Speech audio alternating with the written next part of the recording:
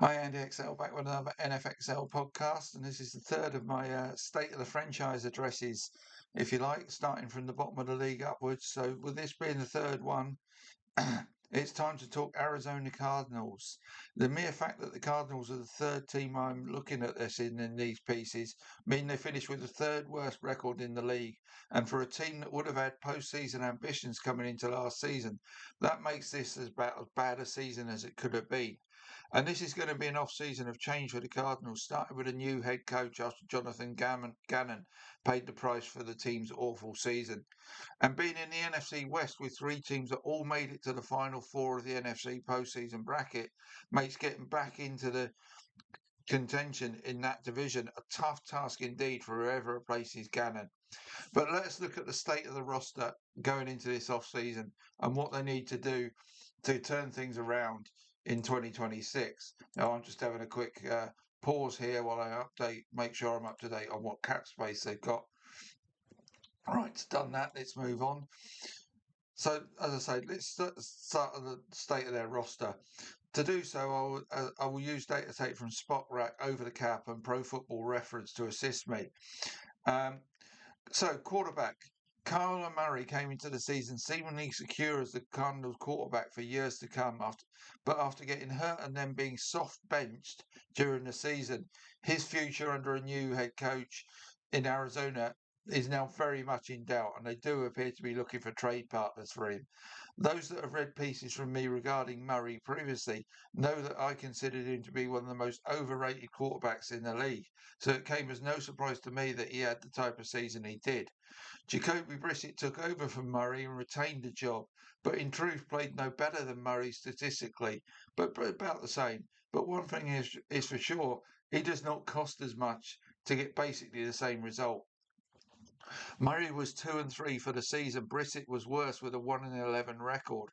Murray had a completion rate of 68.3%.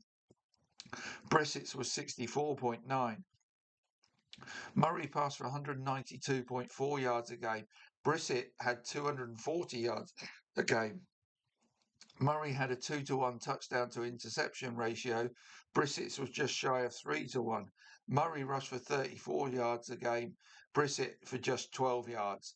Both are under contract for 2026, and the new head coach may well decide what direction they take with these two. But I will repeat what I've said about Murray in the past.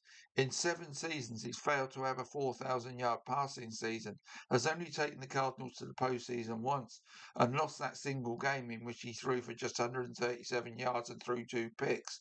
Hardly what you want when you are paying premium money for him. Brissett is one of the best backups quarterbacks in the league, but is not going to take the franchise forwards and upwards, but could have a role as a bridge quarterback in 2026.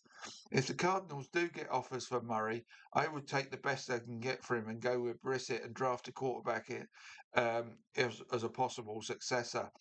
One footnote, partly due to the lack of any running game, the Cardinals' pass offense did rank first for pass attempts, seventh for yardage and touchdowns all season. So it was not all bad, although they had to pass a lot. Right, at running back, the Cardinals' run game ranked 29th last season, but injuries played a big part in this. Brissett is far less effective than Murray in that area, but more so they lost both James Conner and Trey Benson to injury in the first month of the season. So get those two back in tandem in 2026, and there is every reason to expect them to be far more effective on the ground next season. Michael Carter, Bam Knight, and Emery DeMarcado did their best in 2025, and two of those are back next season, but with Knight being a free agent who they may well let walk. At wide receiver, Marvin Harrison Jr. in truth continues to underwhelm as a first rounder and wide receiver one. 1,493 yards and 12 touchdowns might have been what they expected from him in his second season alone, not from the 2 seasons combined. Michael Wilson really blossomed after Brissett took over at quarterback. In the 5 games Murray started, he had 8 total catches for 52 yards and a single touchdown. For the rest of the season, he had 70 catches for 954 yards and 6 scores. That alone may be reason to go with Brissett rather than Murray. With possibly more to come from Harrison, who missed 5 games this season, the Cardinals could have 2,000-yard receivers next season. Zay Jones hits free agency this off-season, so it may be a look to replace him or upgrade at wide receiver 3. At tight end, Trey McBride has developed into one of the very best, if not the best tight end in the NFL. And with Elijah Higgins backing him up, the Cardinals certainly have all they need at tight end. On the offensive line, the passing game got yardage and scores, but Cardinals quarterbacks were also sacked 59 times last season. And whilst losing their primary and secondary running backs provided mitigation for the poor showing on the ground, both the sacks and lack of ground game indicate the O-line is in need of improvement. Left guard and right tackle look to be the weaker areas here, and with both Jonah Williams and Kelvin Beachum hitting free agency, there is certainly an opportunity to bring an upgrade in at tackle. Two additions to this O-line would certainly help them, and their pass protection has to improve in particular. Although maybe it was a case of teams just knew they were going to pass last season, so they could just rush for fun. Defensive tackle. The Cardinals gave up an average of 101 yards on the ground prior to their Week 8 bye. After that, they got worse and worse, giving up more than 101 in 8 of their 10 post-bye games at an average of 145 yards a game to end the season as the 25th ranked run defense in the league. Now, not all of that is on the interior of the D line, but that is where you start if you want to stop the run. And part of this drop in performance may have both been physical and mental degradation as they lost hope and got pounded week after week. The previous season, the Cardinals ranked 19th against the run. Still not great, but better than it was last season. It could be that the new head coach goes to a 4-3 from a 3-4 D line that has not served them well against the run. Dalvin Tomlinson was brought in on good money, but did not deliver value for that money in 2025. And with just 1 year left on that short-term deal, the Cardinals could well add a defensive tackle via the draft to work alongside him. On the edge, the Cardinals had just 30 sacks of the opposing quarterbacks last season, 12 of those coming from Josh Sweat. Rookie Walter Nolan missed the first half and the last 2 games of the season, which did not help them in this area. Those two remain in place for 2026, but the near 40-year-old Calais Campbell is a free agent this offseason. He played well for a 39-year-old for sure last season, but a long-term solution via the draft has to be considered by the Cardinals. Indeed, in my recent mock, I had the Cardinals doing that by taking Reuben Bain, and now you've got the guy out of Texas Tech, David Bailey, as another option. That could give the Cardinals a seriously good group of pass rushers if they took one of them. Inside linebacker, Akeem Davis-Gaylor and the combination of Mack Wilson and Cody Simon did a reasonable job at inside linebacker for the Cardinals last season. All three are under contract for next term, so this may be an area the Cardinals do not need to address this offseason. At safety, Buda Baker remains as a strong performance here, but Jalen Thompson is a free agent now. They will try to keep him. But if he leaves, they will need to find a replacement via the draft or free agency.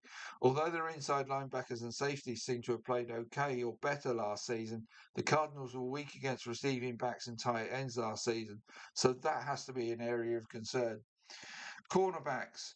Overall, the Cardinals ranked 23rd against the pass last season. They can get better in terms of pass rushing and need to get better against running backs and tight ends in this sphere, but they were decent against opposing wide receivers. They have a young secondary with Will Johnson, Denzel Burke, Max Melton, Garrett Wilson, and Keitrell Clark, all being 24 or younger. They also had Starling Thomas and Sean Murphy Bunting miss the entire season hurt. Given the youth and developmental improvement you would expect from this group, it is an area the Cardinals may leave alone this off-season, especially with Thomas and Murphy Bunting possibly to return in 2026. Special teams kicker Chad Ryland made just 25 of 33 field goals this season, is a restricted free agent now. So a change at kicker could be afoot. Sorry, had to say that one. Afoot. Having worked their way through 3 punters last season, Matt Hack had the role at the end of the season and may well retain it for next season. So let's sum this up for the Cardinals. The good news is their roster is not full of gaping holes that need filling. Injuries hurt them badly in 2025. And if they make the right moves this off-season, they can certainly be competitive next season. The bad news is they're in the NFC West, and closing the gap on 3 very good teams will be a tough task indeed next term. What happens at quarterback will be crucial in that regard. Do we just see them bring Kyler Murray in from the wilderness? I would not be a fan of that move. Do they go with Jacoby Brissett? That would indicate that they do not expect to contend next season, but see it as more as a year to develop and make a challenge from 2027 onwards. Or do you bring in a veteran to take over? Given what is available, I'm not a fan of that either. I think the right strategy is to take your medicine, get Murray off your books, and go with Brissett, drafting a young quarterback in, say, round 3 or 4 to compete with him and hopefully take over long term. Between week 3 and 7 last season, the Cardinals lost 5 games in a row by 4 points or less. So, with a bit of improvement, they could easily turn 4 or 5 of those losses into wins next season. That would get them close to being a 500 team. And I think getting 8 or 9 wins in such a tough division would represent excellent progress for the Cardinals.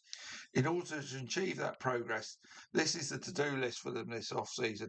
Clarify the quarterback position, bring Murray back as a starter or draft a long-term successor to bridge quarterback Brissett, upgrade at wide receiver 3, improve the interior of the D-line and possibly switch from a 3-4 to a 4-3, add another edge rusher as a successor to Calais Campbell, retain or replace Jalen Thompson at safety, work on improving pass coverage against running backs and tight ends, get a new kicker.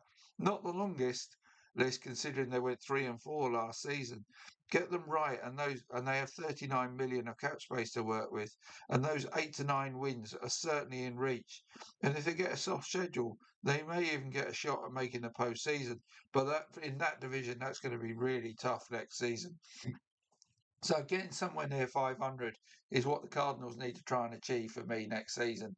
So there you are. That's it, Cardinals fans. That's yours done and done with. My next team to target is the Tennessee Titans. So look for that one coming up soon. Thanks for listening to this one, and I'll see you soon.